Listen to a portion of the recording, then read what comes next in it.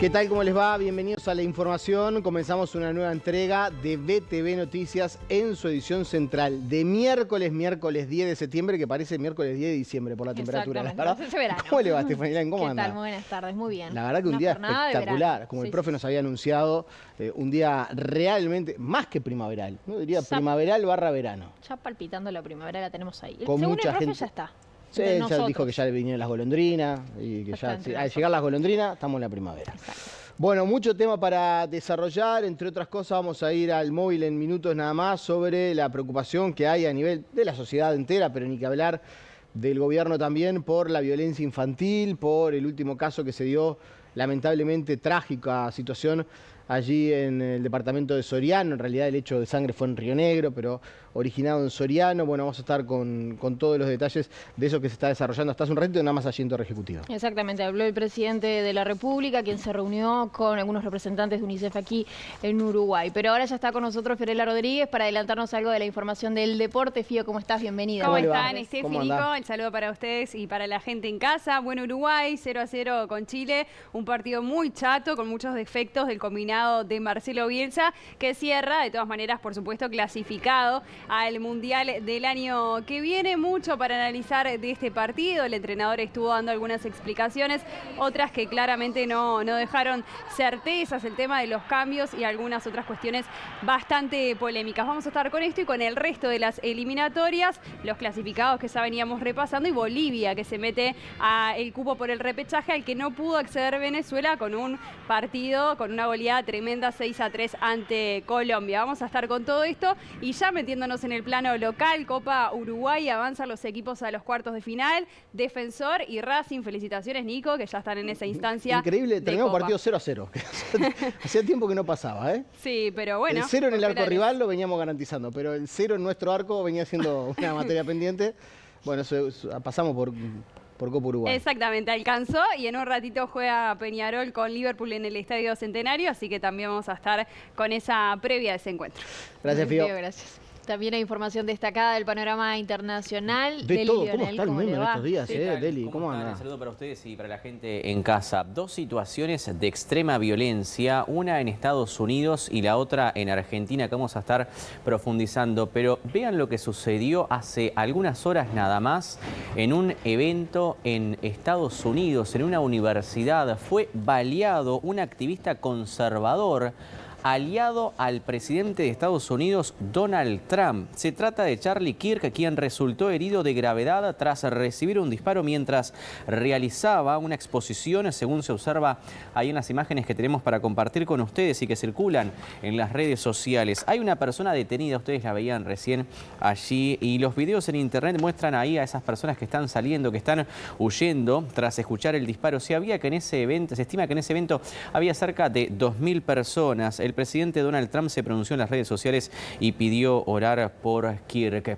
Y en otras informaciones, algo no tan parecido, pero con violencia también incluido en Argentina, una alumna de 14 años ingresó a un colegio en Mendoza, armada, efectuó al menos 3 disparos y se atrincheró.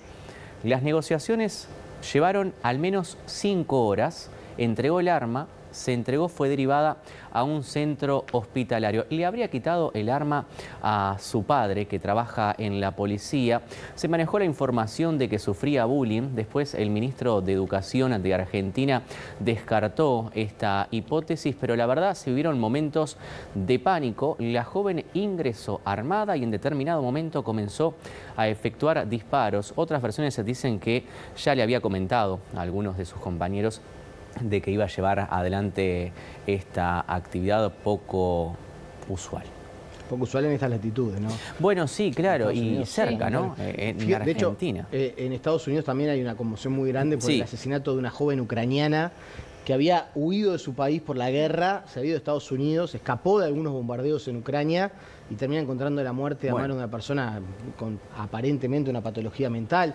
Pero la verdad que son casos... No, bueno, las imágenes son la situación de los drones en Polonia, ¿no? Sí, que claro. arrancamos la jornada. La verdad que está surtidito el panorama. Está bastante complicado y uno no avisora por dónde puede salir quizás un cese de todo eso, ¿no? Deli, gracias. Muchas gracias. Hasta luego. Profe, buenas tardes, ¿cómo le va? Muy buenas Temperaturas tardes. de verano. Profe, ¿con quién hay que Estamos negociar para que esto quede así? ¿Con quién hay que hablar? Negocie conmigo que yo muevo. ¿Qué línea directa? Muy bien, muy bien. Un saludo a todos los televidentes. Sí, estamos transitando por una semana de primavera, pero hoy me tocó visitar el Prado. Y pude percibir mucha gente sin sombrero, sin lentes de sol, con apenas una remerita, expuestos a alta radiación solar. Y concomitantemente con ello también pude conversar con un galeno, dermatólogo, grado 5 de la facultad, donde conversamos sobre el alto índice de radiación solar ultravioleta. Estamos prácticamente en primavera, esto es primavera, no cabe duda. Y el índice de radiación solar ultravioleta en primavera suele ser más alto en muchas oportunidades mismo que en verano. Así que combinamos, como bien dicen, a que se use bloqueador, sombrero y lentes, porque además del alto índice de radiación solar ultravioleta, ya la primavera trae otras enfermedades que van a afectar las vías altas respiratorias. Así que hay que comenzar a tomar las precauciones del caso. Gracias, profe. Muchas gracias. Si les parece, repasamos los titulares más destacados a esta hora.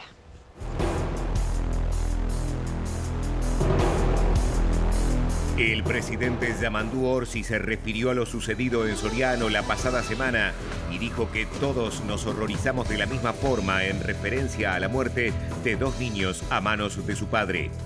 El ministro de Relaciones Exteriores, Mario Lubetkin, asistió al Parlamento y reconoció que el gobierno está demorando el envío de diplomáticos al exterior por falta de presupuesto.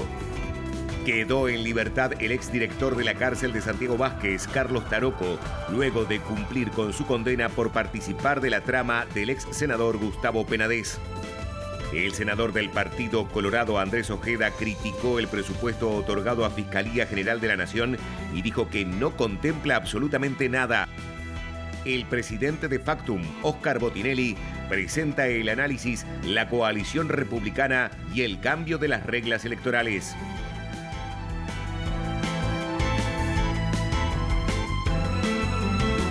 Bueno, muy bien, nos vamos rápidamente a Torre Ejecutiva. Con Matías Garro, como ya les mencionábamos, hoy el presidente de la República se reunió con representantes de UNICEF.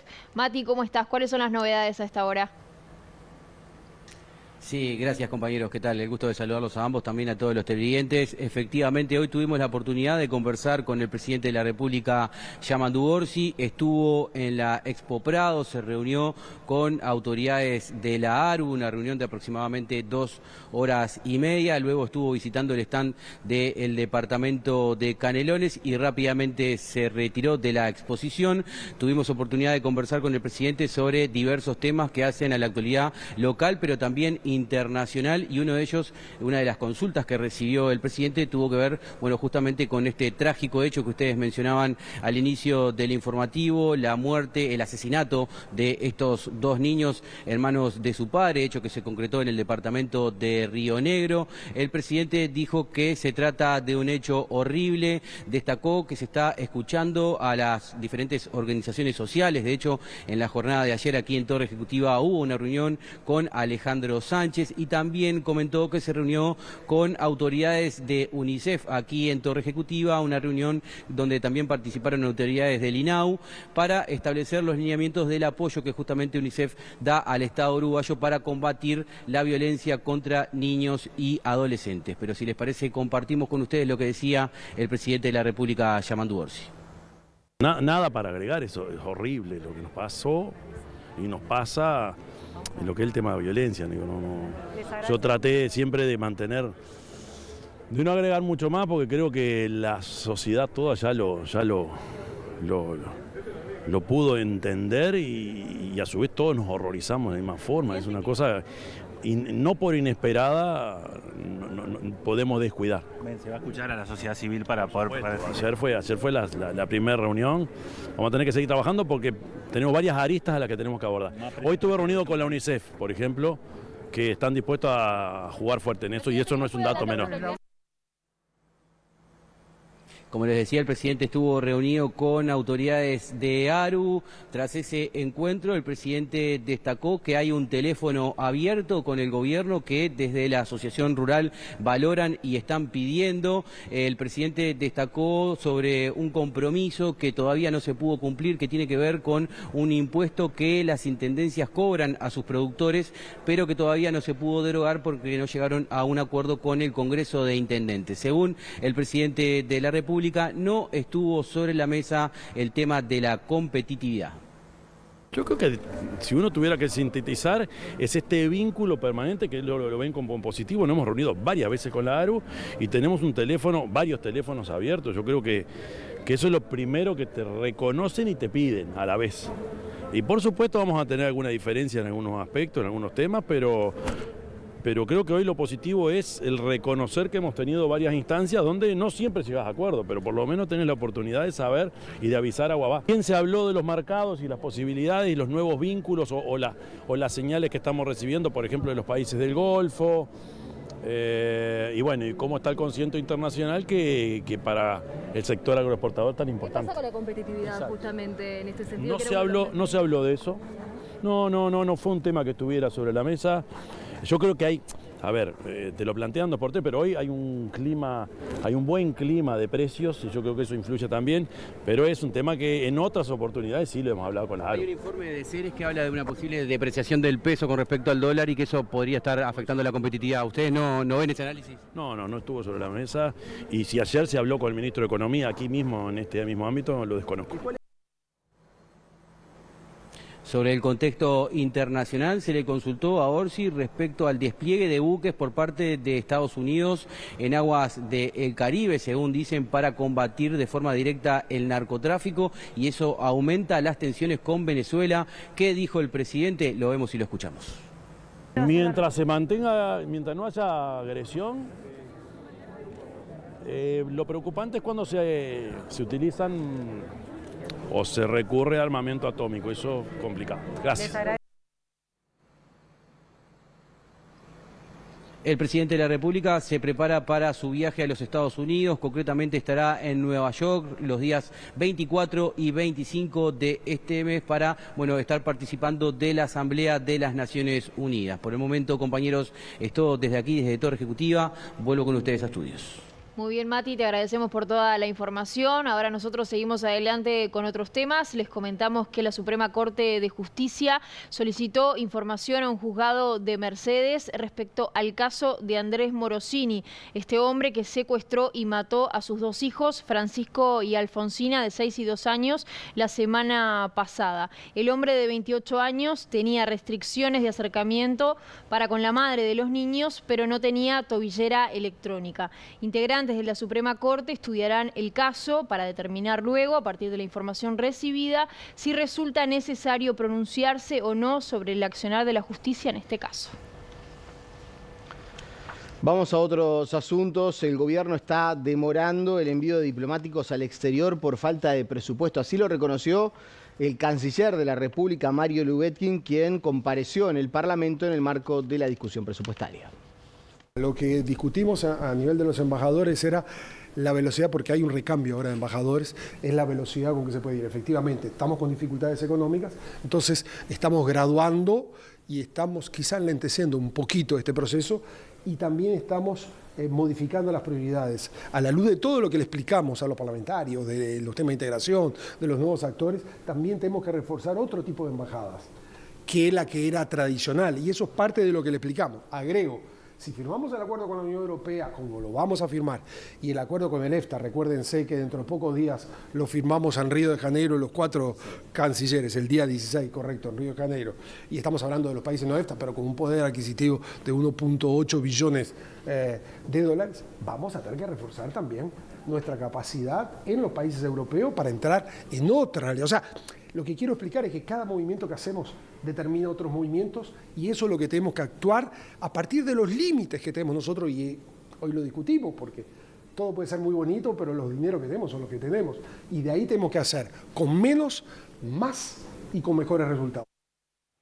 Y desde la oposición coincidieron en algunos temas con la Cancillería de nuestro país. El diputado nacionalista Juan Martín Rodríguez destacó que el gobierno continúe con la política de modernizar el Mercosur.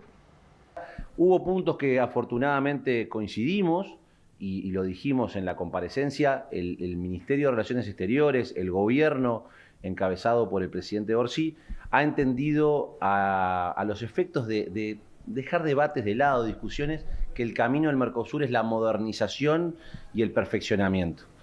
¿Cuánto tiempo perdimos en el periodo pasado cuando el hoy gobierno, siendo oposición, se oponía a la utilización de esos términos? Nosotros desde la oposición apelamos a seguir transitando el camino de la modernización, del perfeccionamiento, de la flexibilización del Mercosur, que empiezan a dar señales. Nosotros vemos con buenos ojos que desde el gobierno de nuestro país se haya decidido transitar por ese camino y que las primeras consecuencias se empiecen a ver. Luego, por supuesto, discutimos sobre aspectos vinculados al articulado. En términos generales, podemos decir que hay un respaldo a los artículos que ha propuesto el Poder Ejecutivo para el inciso 6 y algunos artículos que van en otros capítulos.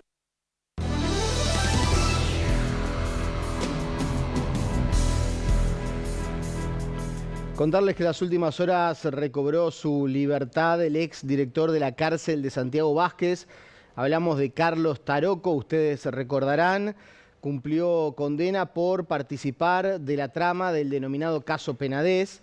Taroco estaba en prisión preventiva desde el 12 de octubre de 2023, cuando se lo formalizó por cohecho calificado, asociación para delinquir y revelación de secreto.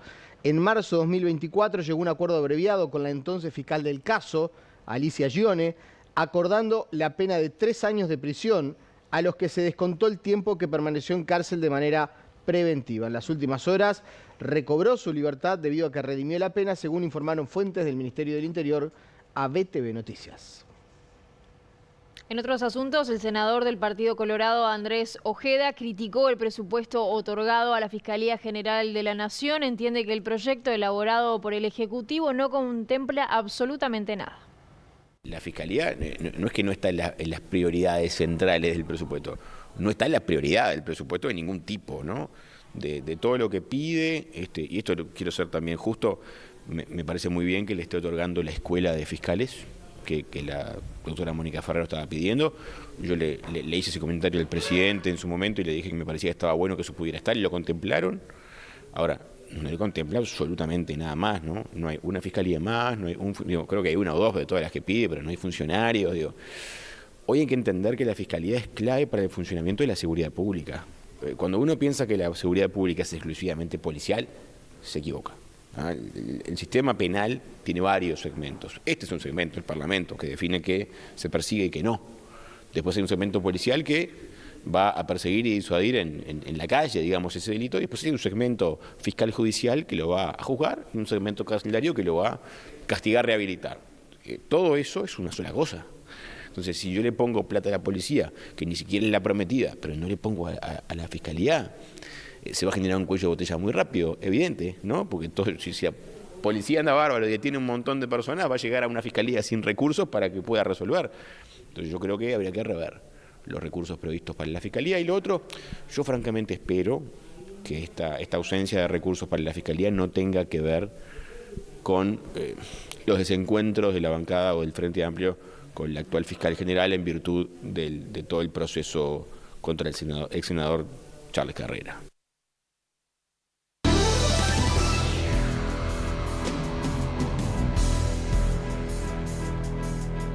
Y hablando de temas políticos, pero también vinculados con la seguridad pública, el senador del Partido Nacional, Luis Alberto Heber, pidió explicaciones al Ministerio del Interior por la reciente fuga de presos. En los últimos 2 meses se registraron 12 evasiones en centros penitenciarios de distintos lugares del país. El ministro nos contestó sobre casi todos ellos han sido recapturados, salvo el último.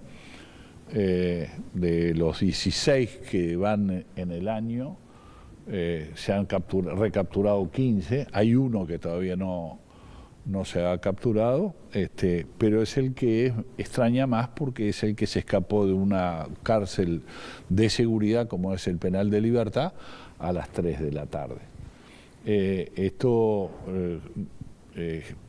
no nos dio explicaciones sobre las investigaciones administrativas que están haciendo adentro, porque todavía no concluyeron, o sea, no hay mucho para decir en esto, pero estamos muy alertas para saber de qué es lo que está pasando dentro de nuestros penales, porque me parece que hay una situación en donde se les está haciendo fácil escaparse en algunos centros de reclusión y eso amerita que se tomen las medidas del caso. ¿Pero especificó qué medidas se han tomado luego de estas fugas que han cambiado bueno, de lo que antes venían desarrollando? Primero hay que investigar qué fue lo que pasó para tomar las medidas, ¿no?